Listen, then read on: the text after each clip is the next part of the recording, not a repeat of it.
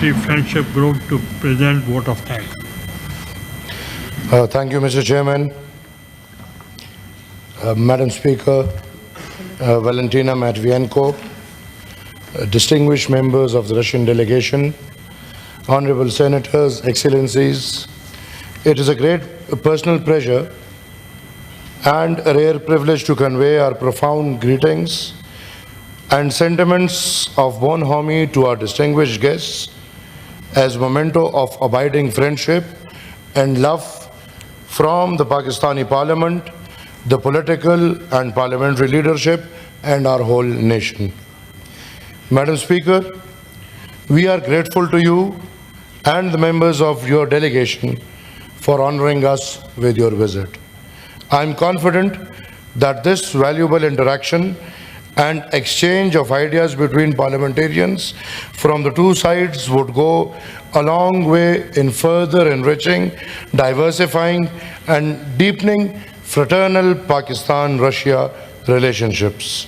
Madam Speaker, your visit marks a historic headway in furthering Pakistan-Russia relations and cooperation. I am buoyed by absolute confidence that together we can lay the foundation for an even stronger partnership in the future to realize commonly cherished ideas of peace, development, progress, innovation, enlightenment, and harmony. The bonds of friendship and cooperation that we have renewed during your visit will enrich and deepen our bilateral, inter-parliamentary, economic, investment, and trade linkages. Madam Speaker, it's a very proud day for me today. Talking about 100 years old history, I am a proud hire standing in front of you right now. Let's remember my great-grandfather and my grandfather, Khan Abdul Ghaffar Khan and Khan Aimal Wali Khan, who both are now late, who just for this ideology and mindset that we must have friendly relationships with our neighboring country, regional countries, have been labeled traitors in Pakistan, as we said before, have been labeled agents of Russia, and in Pakistan, we and you both have been called the red non-Muslims, and I'm proud of that today, that Pakistan is moving in the direction where we asked them to move 50 years ago. The only reason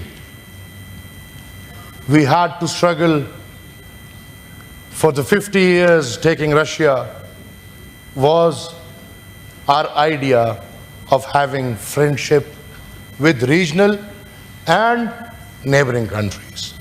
Taking this privilege, I request the chair to extend hands towards all neighboring countries. We must have a friendship criteria before everything. We must have good friendship with India. We must have good friendship with Afghanistan. We must have good friendship with Iran, China, Russia, and we must promote dialogues between these countries. Madam Chairman, I, as the chairman of Awami National Party, would like to bring it in your notice that in my headquarters in Peshawar, Bacha Khan Markaz, we have had an exchange of poetry between Russia and Pukhtuns. Alexander Pushkin's statue is there in Bacha Khan Markaz, where anyone can go and find it, and the ambassador knows it very well. And in return, our national poet Khan Abdul Ghani Khan, his statue is there in Russia, and this shows the tie between Russia and Awami National Party and the Pushtun nation. Madam Chairman, just to remind everyone, in 80s, we had a students exchange program where people from Awami National Party, the Pukhtuns, used to be sent to Russia where they would study on scholarship, and at this moment there are thousands and thousands of Pukhtuns living in Russia, living their lives over there after that program, and we would love that program to be reinitiated, and we would love student exchange programs and some more technical programs over there.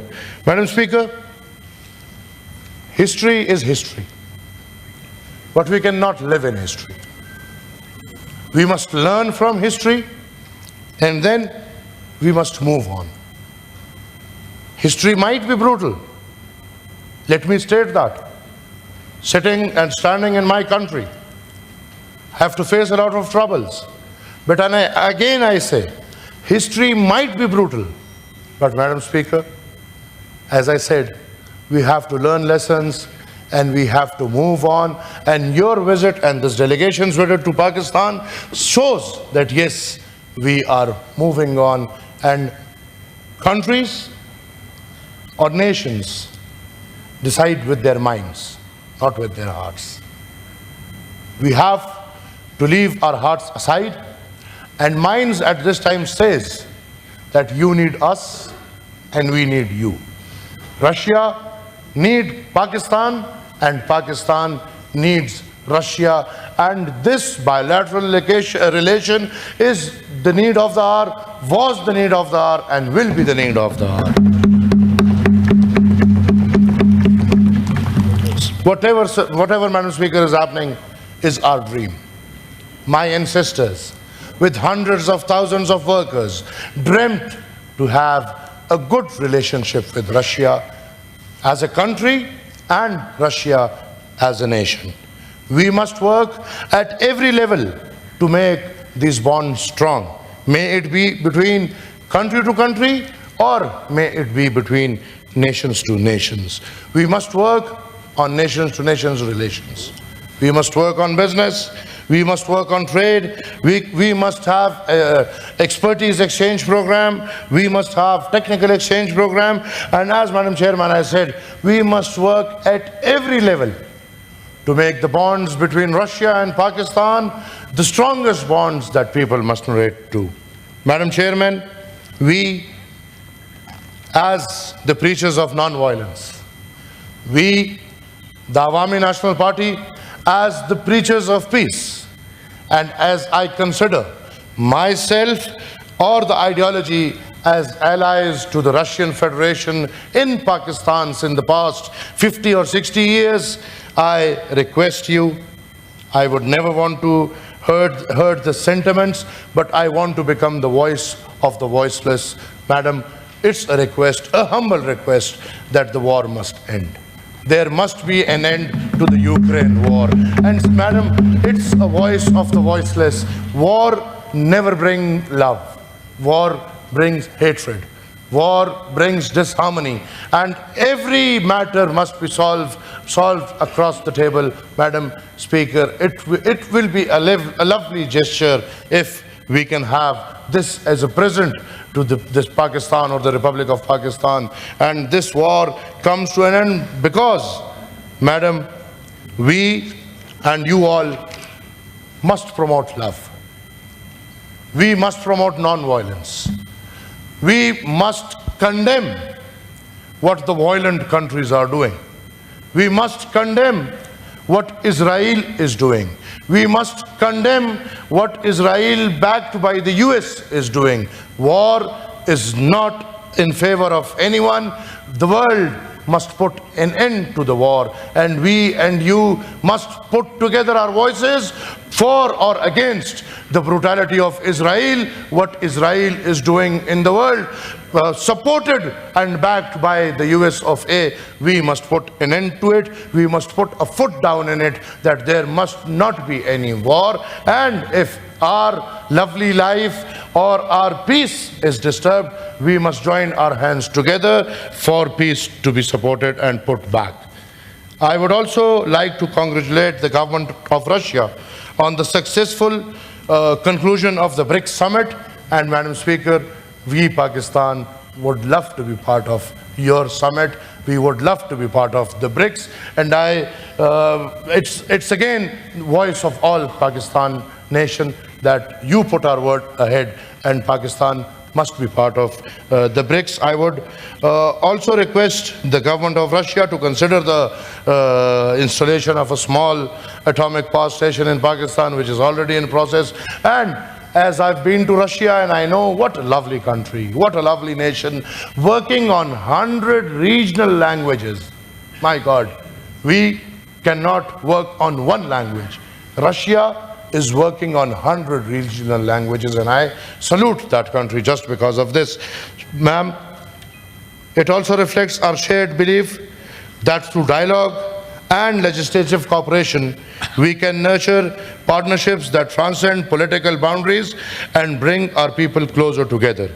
I am confident that our parliamentary ties will also continue to flourish with more such exchanges so as to share good practices and expertise for mutual benefit. Madam Chairman, on this note, I once again welcome and greet Your Excellency in our midst, confident that the friendship between Pakistan and Russia would grow from strength to strength and generation to generations in year to come. I thank you.